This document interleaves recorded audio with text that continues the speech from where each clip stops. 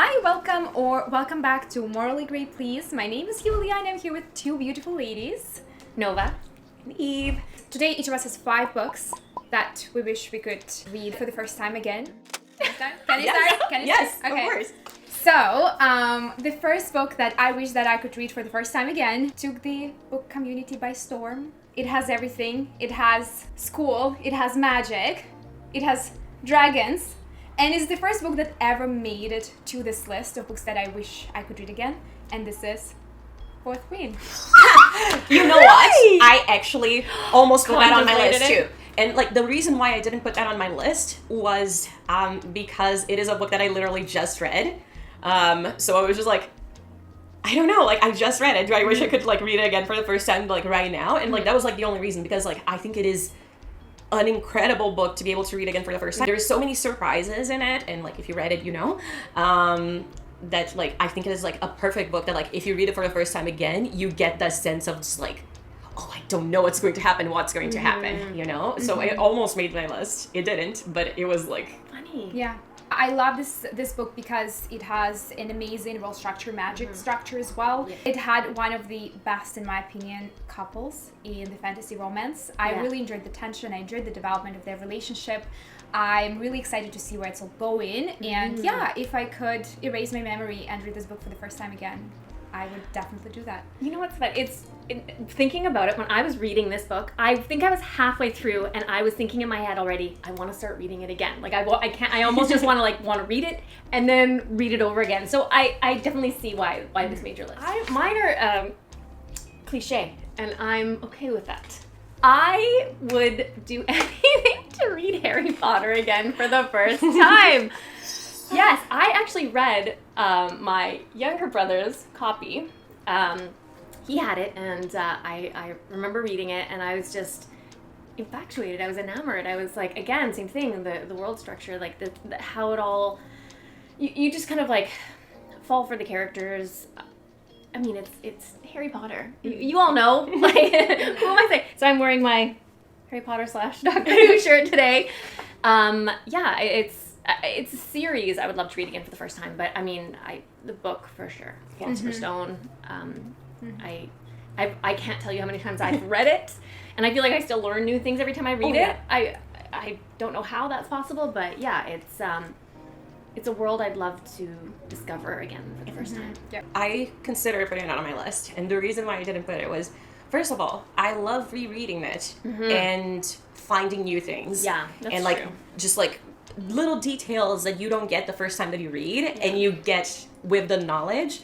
I think that like there was a scene that like Fred and George are like throwing magicking snowballs to hit Quirrell's turban, and it was like, oh my gosh, they're throwing snowballs at Voldemort. And I was like, this is the type of thing that like as you're reading for the first time you don't get, but like as you read it for a second, third, fourth time, then you get it, and I absolutely love that. Also, there's the whole like who shall not be named situation, which also like maybe if that didn't it's a exist, deterrent. It definitely turns me off. Yeah, so like if that whole situation didn't exist, if Harry Potter were written by someone else, then I totally understand like what you're saying. Like I like it is like such a magical like universe that you just like want to fall in love with all over again. For me though too as well, it's like I just remember the time when all the books were coming out and going to like those midnight like book releases and parties, and like so there's just a lot of really beautiful positive emotion that goes with the series itself. Mine, so you probably guessed, and based on everything that I said in like past videos and social media, is Clockwork Angel. And it's not just like I think that like I would love to reread the Infernal Devices series again. But Clockwork Angel is like definitely one of my favorite books because I absolutely love the 3 main characters. I love the side characters too, don't take me wrong.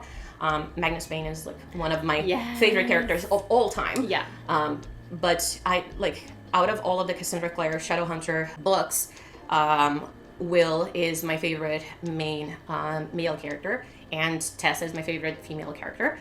And I also like I'm in love with Jem, and it's like everything like I don't know, like And this is like maybe when I was talking to my husband about like, oh, which books do I add? And he said like, oh, you should like add books that have like a good twist. And I don't think that like Clockwork Angel has like a good twist to it, but there is so much that I love about that story that I would just like love to like go into it again with like new eyes, so I can like just rediscover all of these characters that I have like so much love for. The overall vibe for me too, because it is that kind of Victorian England, so you kind of in reading it I almost have this like grayscale when I'm kind of like, I don't know, I just when I picture it, it's just this like dark, ominous and just romantic, and it's an amazing series. I remember again like going to get Cassandra Clare's autograph kind of like with the book like in hands, you know, those are the memories. And they gave away a free Clockwork Angel necklace. Didn't win it. Well, I always wanted one. So just got it on Amazon, but the whole series is amazing. It's definitely one of my favorite. It's probably my favorite actually of the Cassandra Clare series. Oh yeah, that is like my favorite series. Yeah, it's again the three main characters. Like I'm again not a love triangle girl, but that is the one love triangle the best love triangle ever. Yeah. My next book that I wish I could read for the first time again is very heavy on romance, and the romance is very raw, and the character development is very deep. It's way darker than other books in the same series, and this is A Court of Silver Flames by Sarah J. Maas. I feel like this is definitely one of the darker books that I've read that features a slow burn romance, a like intense relationship, a lot of trauma, a lot of baggage that the characters have, and seeing how they overcome it is so amazing and so impressive. And that is my favorite couple in the fantasy world. Like for me, they're number one. I would do anything so that they are together. I love them so much, and I wish I could reread that. I wish I could experience that book again. I don't know who you're talking about. I know who you're talking about, but I haven't gotten that far. So I divided my list into like 5 categories in terms of like basic like 5 writing styles. And that would have been in romance fantasy, and I opted for Clockwork Angel instead because it's my favorite, but almost made. For me, my second choice is Way of Kings by Brandon Sanderson. Is it on your list? No, but it almost made it too. It's just same thing, like the world building, the characters. It was one of those books that it takes you a while to get into, just because it is it's so meticulously done. Like it's so well written and well put together. The magic structure is probably my favorite. This is the best like magical structure that I've ever seen written in a book, because it is very like well defined. It's not like you can do everything with magic. You don't have those characters that like, oh, like you can do this things with magic, but then there's one character is like super powerful, so he can do more. No, it's not like that. No. It's like everyone there's a has limitation. Like, so I absolutely love that. Yeah, and it's just one of those worlds that I fell in love with and would love to revisit again for the first time. It just and the nice thing is it's constantly evolving. Obviously there's 4 books out in the series, and it's continuing, and it's just the feel of the book as well, the way it's written. I just absolutely fell in love with it, and I'd love to, and in all honesty, if I read it again, it probably would feel like the first time, because it is so in-depth that I've probably forgotten half of it. So, I feel like that's why it didn't make my list. because like I could read it again for the first time.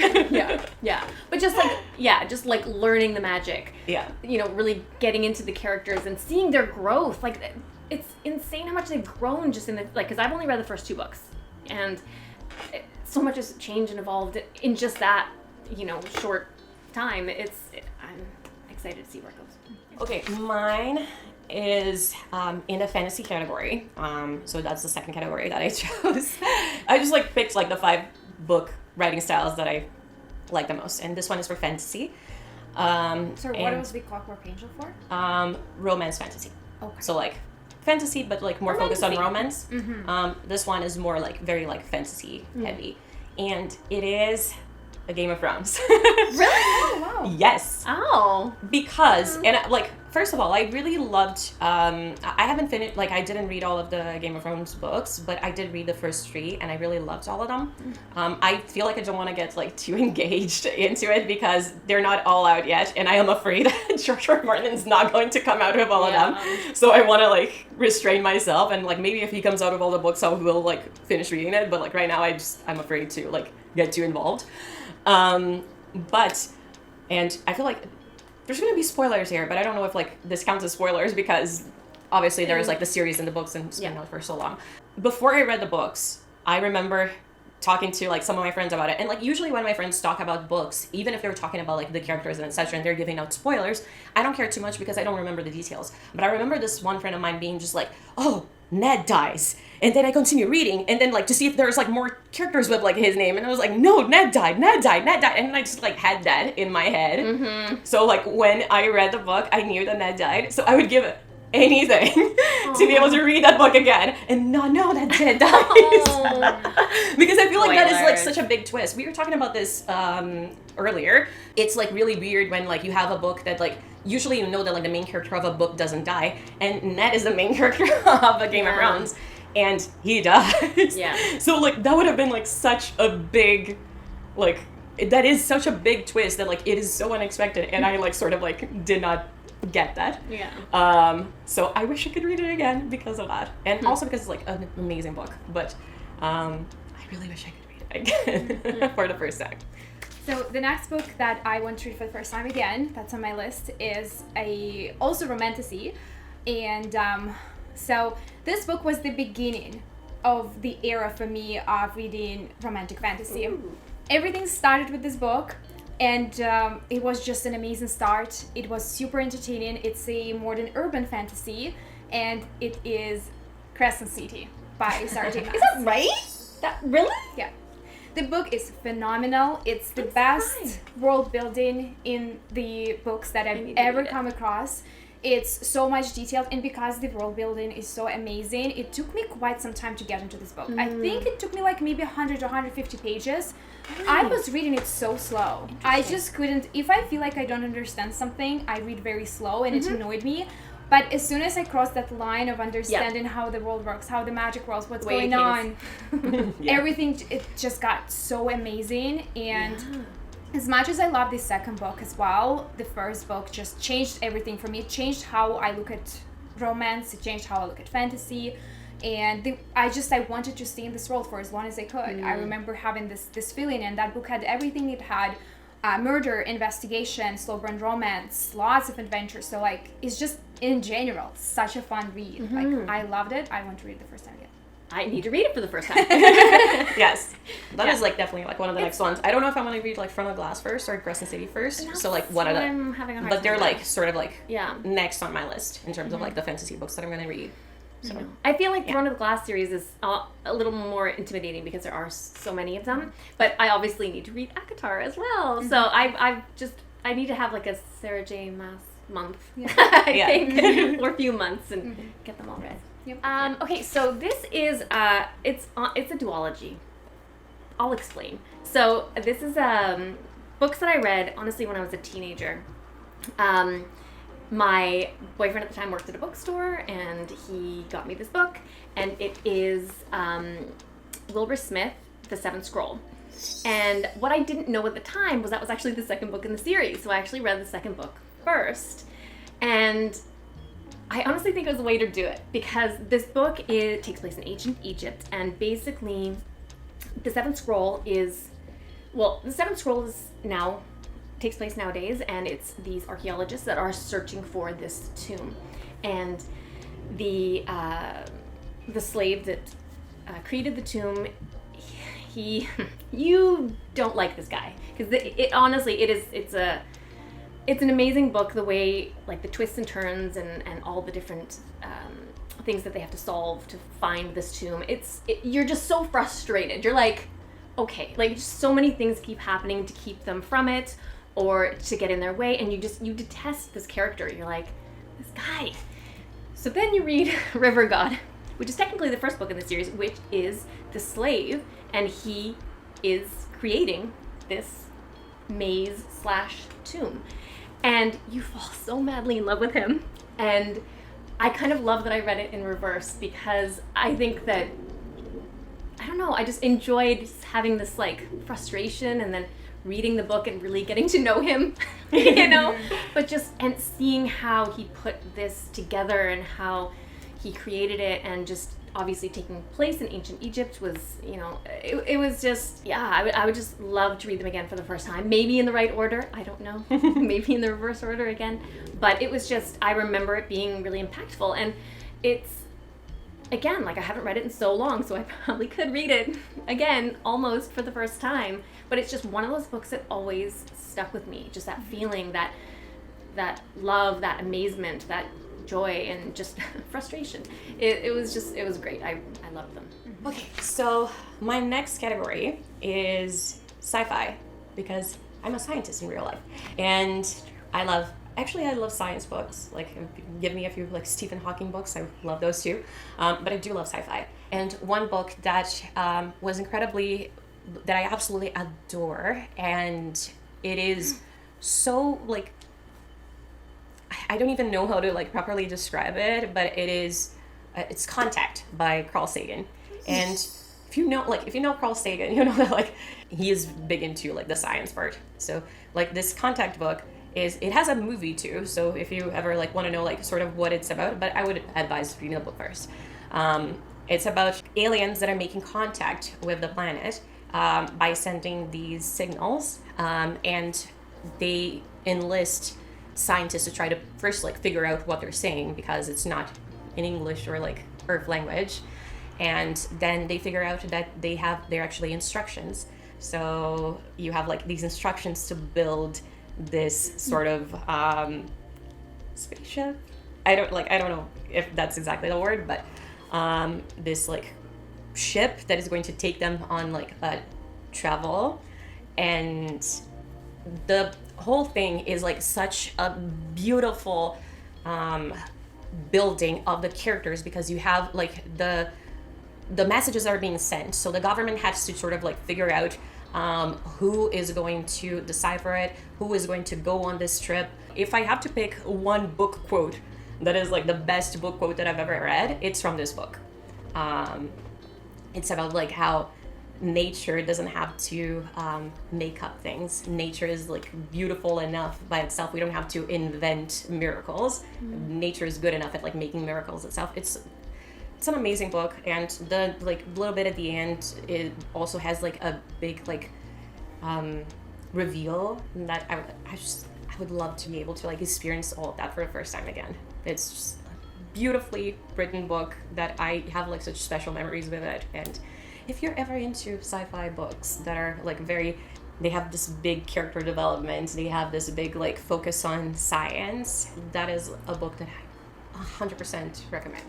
The next book is that I want to experience for the first time again, and this is actually a series, and I read it during the whole vampire obsession era, when the Twilight was coming out, like Hunger Games. I know it's not vampire, but Hunger Games, like that type of era.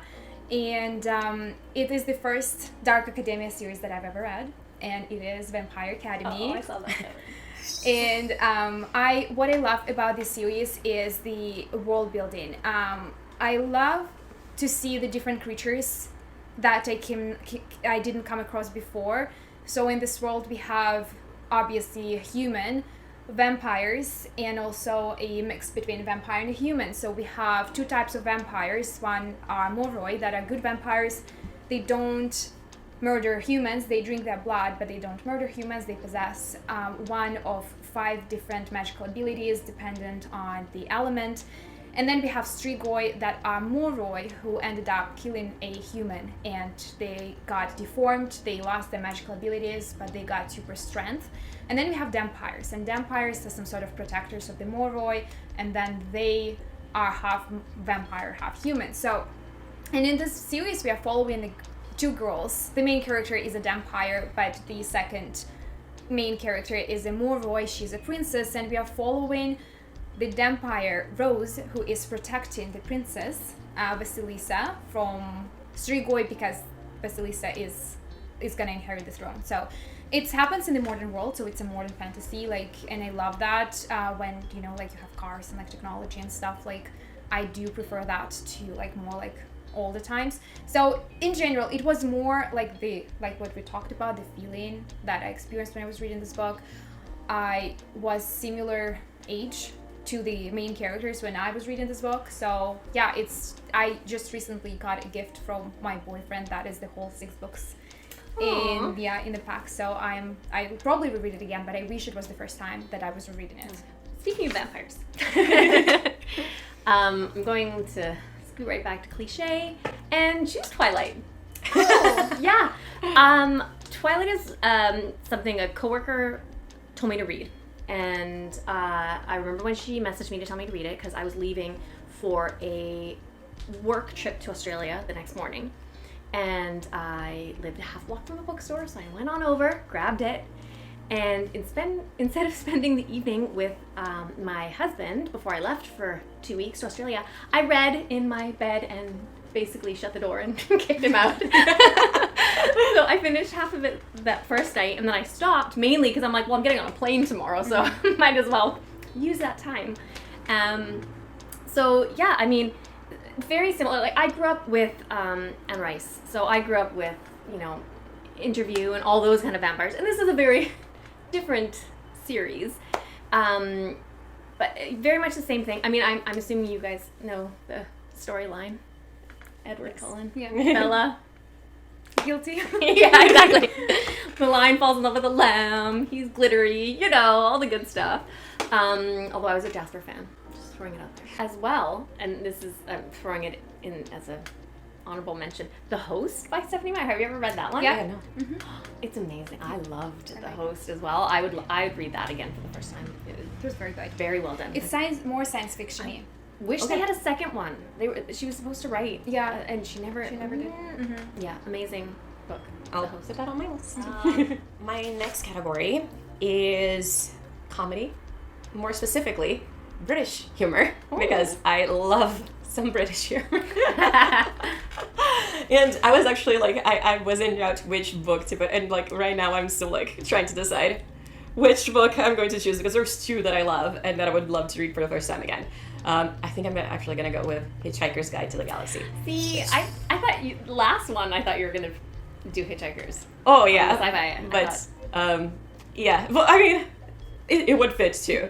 But I think that like, I don't know, it's more crazy-ish. Like there's Hitchhiker's Guide to the Galaxy. It is such a like Douglas Adams.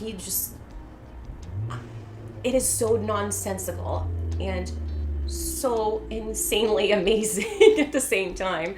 And it is like, there's so many unexpected crazy things that happen that I think that like it would be just incredible to be able to read that again and like not know all of like the thing.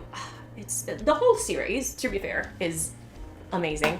So I would love to read that for the first time again. But like Hitchhikers is like, I remember even reading the very first, like the introduction to the book and already like giggling with like how funny it is and like how witty it is.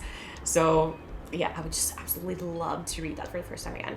But if I'm allowed to mention like the second one that I was thinking, Good Omens. Oh, Read that.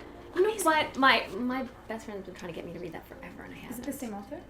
No, it's not the same author. It's actually Good Omens is like Hitchhikers is Douglas Adams. Good Omens is Terry Pratchett and Neil Gaiman. Yeah. It's 2 authors. There's a series with David Tennant. So. Yeah. Amazing. Some English humor. Yes. So I'm positive that you would, both of those books, you would I love know it. I just. But yeah. Yeah. It's great too. The next book is also the series for me that I wish I could read for the first time again. And it's all about, this is purely childhood memories for me. If I do read it at this point in time, I don't know if I am going to connect with the characters the same way as I connected when I was pretty much the same age that the main character in this book. And it is a series that is comprised of 4 books, and all 4 of them are exceptional. They're amazing.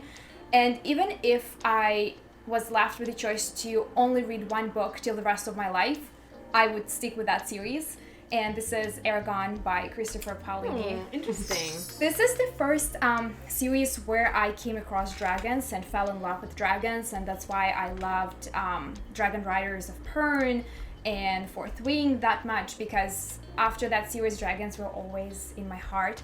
And what's especially incredible about this book is the character development. I know that in Harry Potter has an exceptional character development as well, but there is something about Aragon and his development and everything that he went through, and all the like his mental health and like physical health and physical strength and all the journey that he has done from country to country. There was a clear purpose.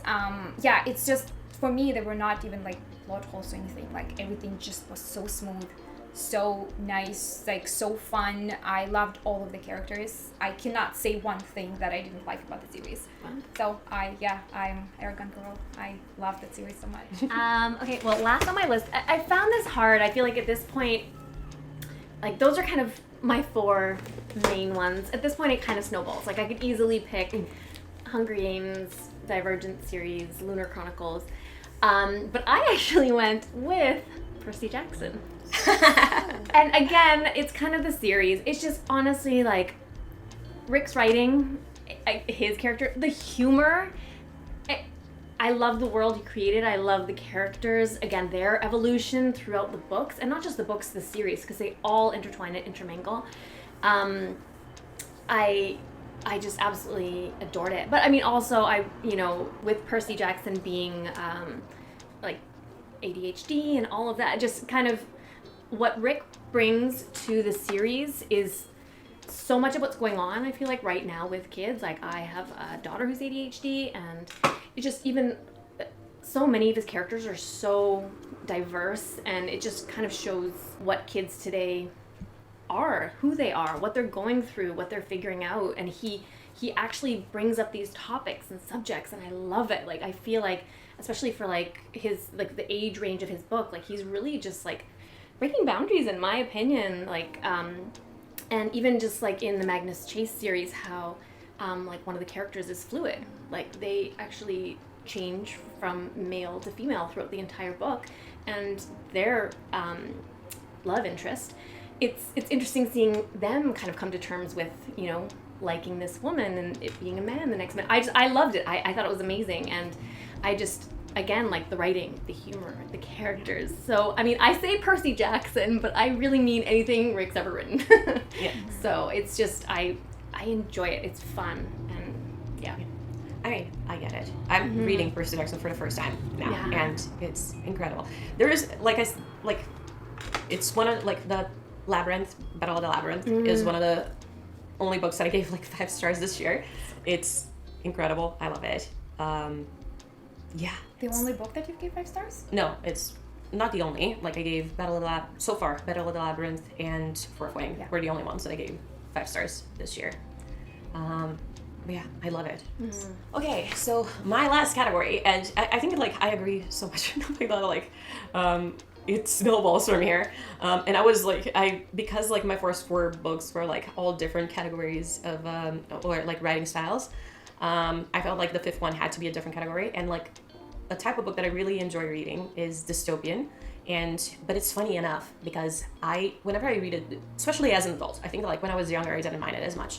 But as an adult, I wouldn't want to read a dystopian book for a second time because they're heavy, they're difficult. You make too many parallels to the way that the world is right now. Because of that, I think that like dystopian books are like the type of books that reading that again for the first time would be ideal, because you don't have to like go through that again. It's like all exactly like I mean you have to go through the like anguish again, but like it's new. So like those books are not books that I would read again, but I would read them again for the first time. Yeah. And the one that I choose is 1984. I was in doubt. Like, I thought of Handmaid's Tale. I thought of Brave New World. But 1984, I think, is one of the most impacting books that I've read in my entire life. It is difficult. I remember, like, after reading it, after reading that, I had to read Good Omens because I needed a feel-good, silly humorous book to like cleanse me from it. But yeah, it is like impacting. It's incredibly, like, the world building is, you feel like so much anguish as you're reading it, and there is like major revelations in the book that like you have to, like, if you read it for the first time, like it is still a surprise. But yeah, it is a very difficult book to read. It's an amazing book that if I could read it again for the first time, I would not read it again, knowing what's expecting me. I feel like I stay away from heavy books now. I feel like Yes, the world is heavy enough. Yeah. Like I can think, just hearing you have this conversation, I can think through my head of all these books that I've read that were very impactful and that were beautiful, and I'm so glad I read. But that is exactly like why I'm saying this, because like if I had to, like, thinking about like what I know about these books now, I would never go back to them again, because I'm already like, the role is already like enough. But those are books that like I'm glad that I'm read, because they're like masterpieces, right? But yeah, I would read them again for the first time. Would not read them again. Which is a weird like conflict to have. But it's an understandable one. Yeah. Yeah. But yeah, like nowadays I feel like I definitely go for like the more Percy fluffy, Jackson. fluffy, lighter books that are just like help with like, throw some romance in. yes, Yeah. help us get through the day. Yeah. And not weigh more on you. Yeah. So. Yes, we will be curious to know what is some of the books that you are willing and you're excited to read for the first time again. Please let us know in the comments down below. Yeah. Or if you agree with any of ours. Like and subscribe. I feel like we have to say that. Do we? Is that a thing? I feel like that's like, I don't know. My kids watch YouTube videos that request that. I don't know. Yeah. Like and subscribe if you agree with us. Maybe. Thanks so much for watching. Yeah. See you next time. Bye. Bye.